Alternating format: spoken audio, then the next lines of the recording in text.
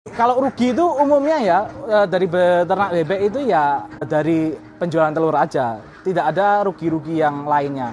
Karena bebek itu perawatannya tergolong mudah, jadi bebek itu juga jarang mati, sebenarnya juga jarang sakit kalau kita memperhatikan kandangnya tadi. Bebek itu harus kita perlakukan sedemikian rupa senyaman-nyamannya bebek gitu. Jadi kita harus jeli sebagai peternak melihat, oh bebek ini perilakunya seperti ini karena kemarin saya mengubah ini. Oh bebek ini perilakunya berubah menjadi begini karena kemarin saya melakukan ini. Nah jadi kita tantangannya sebagai peternak sebenarnya harus memperhatikan betul bagaimana bebek bereaksi terhadap perubahan yang kita lakukan.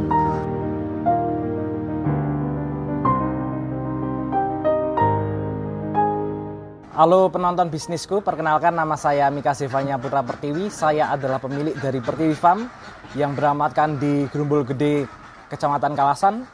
Dan kami adalah peternakan bebek pertelur yang mengusung konsep kering intensif. Sebenarnya Pertiwi itu bagian dari nama saya. Pertiwinya sendiri itu adalah akronim, ada kepanjangannya dari nama keluarga, dan itu memang saya gunakan supaya menandakan bahwa ya memang ini adalah peternakan yang dari keluarga saya begitu. Kenapa saya mau mempelajari soal beternak bebek itu karena orang tua menginginkan beternak karena mereka melihat dari temannya yang sudah terlebih dahulu berternak, dan otomatis ya ketika saya diminta untuk mempelajarinya ya saya mempelajari gitu. Setelah saya mempelajari, saya menghitung, oke lah nggak apa-apa kita buka ini dengan jumlah tertentu supaya kita bisa mengejar omset tertentu juga. Kita mulai di bulan Maret 2023 dan saat ini kita baru menginjak di sekitar 9-10 bulan ini. Pertiwi Farm kita ada 1.300 ekor dan akan terus bertambah hingga ke 3.000 ekor di tahun 2024 ini. Jadi selama 9-10 bulan kita beternak bebek ini tantangannya adalah kandang itu kita harus benar-benar memperhatikan kandangnya bersih gitu ya. Kandangnya harus kering, kandangnya harus cukup sirkulasinya, cukup pencahayaannya supaya dari keempat hal itu tadi bebek itu bisa sehat dan bertelur banyak. Selain dari kandang itu dari bibitnya sendiri, dari bibitnya juga harus bibit yang bagus atau bibit bayah, bibit yang benar-benar pilihan supaya bebek itu ketika masuk ke kandang baru pertama kali masuk dia juga sehat, dia juga bisa langsung menyesuaikan, beradaptasi dengan cepat, dan dia bisa bertelur dengan relatif waktu yang sangat singkat. Karena umumnya pada saat bebek masuk dia akan bertelur di sebulan kemudian setelah ada di kandang.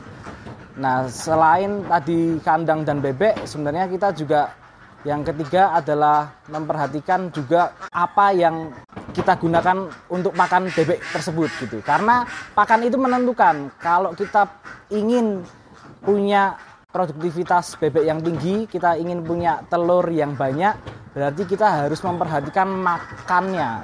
Makannya harus punya nutrisi yang tepat, yang pas untuk bebek supaya bebek juga bisa bertelur. Karena dalam dunia peternakan, hewan ternak mungkin juga bisa makan banyak, tetapi dia mungkin juga bisa tidak menghasilkan. Karena apa? Tidak menghasilkan karena bisa jadi nutrisi dia tidak tercukupi gitu. Jadi dia hanya makan-makan saja tapi tidak menghasilkan apapun begitu. Bebek sakit itu yang pernah saya alami adalah mata putih. Itu karena bebek pertama kali datang itu saya tidak terlalu memperhatikan pencahayaan. Jadi cahaya yang masuk hanya sedikit ya. Jadi bebek itu hidup di kandang yang lembab gitu ya. Jadi langsung saya bongkar kandangnya untuk masuk cahaya yang lebih banyak. Setelah perbaikan itu bebek jadi lebih sehat. Tempat saya pernah mengalami fesesnya putih gitu ya. Itu juga karena kondisi kandang juga kurang bersih. Jadi kandang itu tidak boleh becek, kandang harus kering. Bagaimana kering ya otomatis juga cahaya yang masuk harus juga lebih banyak gitu. Nah, selain itu juga pemberian makan yang tepat. Ketika kita memberikan pakan pabrikan, seperti saya memberikan makan pabrikan, itu bukan tanpa alasan.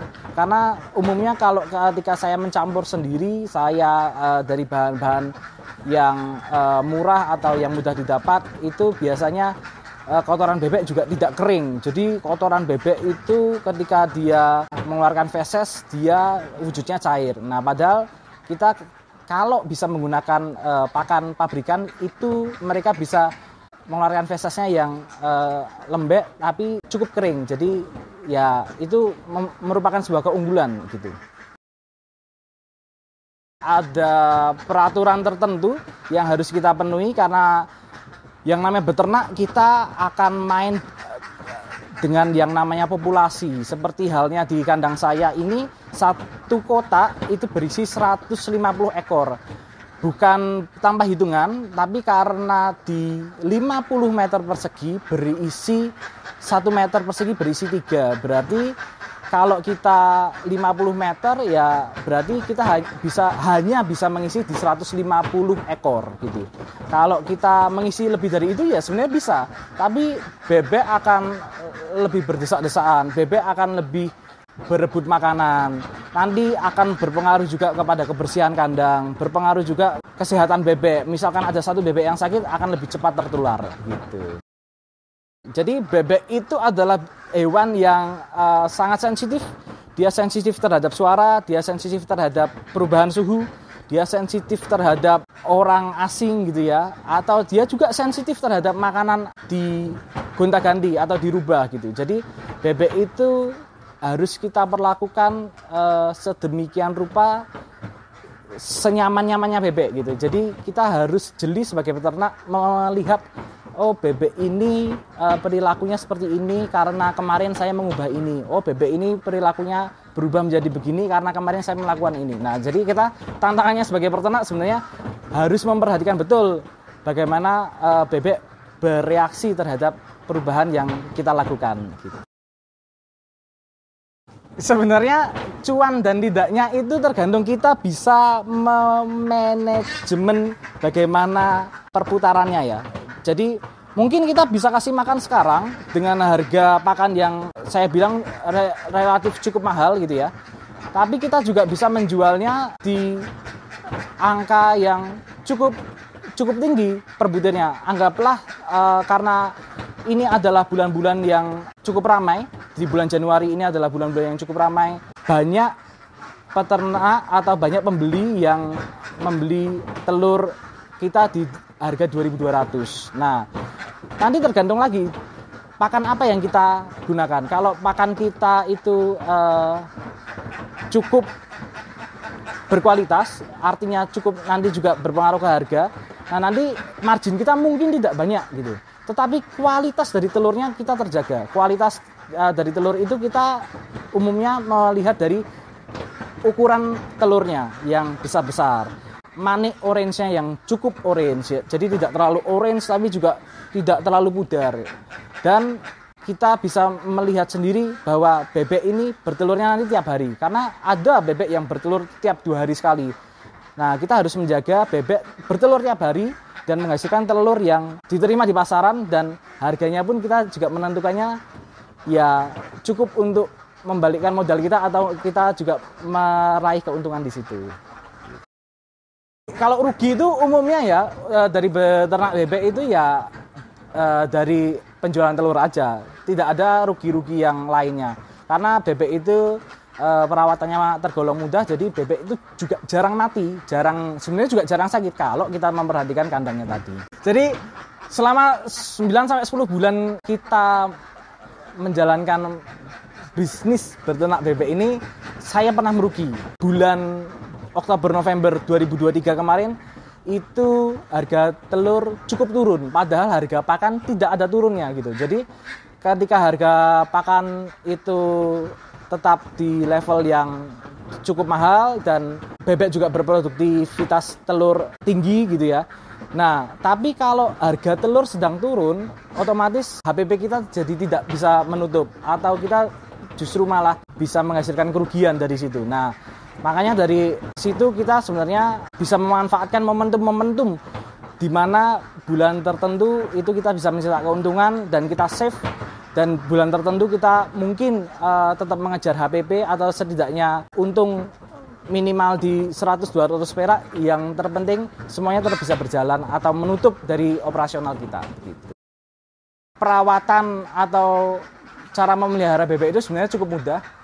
Di pagi hari itu biasanya kita hanya memberi makan, lalu membersihkan tempat minum, lalu juga membersihkan bawah kandang yang kiranya ada kotoran, lalu sudah ditinggal.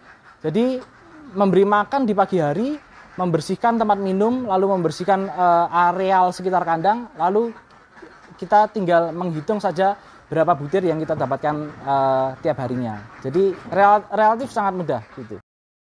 Produksi bebeknya itu kita saat ini ada di 60-70%. Di bulan-bulan ini kita agak sedikit turun karena perubahan cuaca yang tidak menentu ya. Jadi kadang panas, kadang hujan. Nah, itu menyebabkan produktivitas bebek turun, dan saat ini kita ada di 60%-an, yang berarti ada di sekitar 700-800 butirnya tiap hari gitu. Bebek itu hewan yang sangat sensitif, dan salah satu sensitifnya tadi terhadap perubahan suhu panas seperti ini, bebek akan banyak mengeluarkan lidahnya begitu ya. Nah, itu dia tanda bahwa dia kepanasan, dan kita sebagai peternak sebenarnya harus menyediakan betul sirkulasi udara yang bagus supaya bebek tidak terlalu banyak, istilahnya dalam bahasa Jawa maaf, supaya tidak kepanasan begitu. Ketika kita sudah terjun, apapun yang kita ambil sebagai pilihan di awal, jangan pernah untuk kembali. Jadi terus dalami itu, terus pelajari supaya kita menjadi yang terbaik di bidang itu, dan kita bisa menghasilkan karya di situ, dan mungkin suatu saat karya itu dalam momen-momen tertentu akan menghasilkan keuntungan yang kita harapkan gitu. Jadi harapan saya untuk Pertiwi Farm, untuk kandang saya sebenarnya menjadi peternakan bebek nomor 1 di Jogja dan menghasilkan telur yang paling banyak di Jogja. Dan harapan saya untuk para peternak bebek, marilah kita bersatu padu ya untuk menjaga kualitas dari telur bebek. Yang nomor 1 sebenarnya hanya kualitas, yang kedua yang akan tentu terus mengikuti adalah harga. Jadi ketika kita bisa menjaga kualitas, tentu harga juga pasti akan bisa kita jaga di segitu-segitu aja, dan jangan sampai kita menurunkan terlalu jauh untuk harga kita, supaya kita juga satu sama lain bisa hidup dan bisa melanjutkan beternak bebek ini, dan bahkan memperbesar kandang bebek kita masing-masing.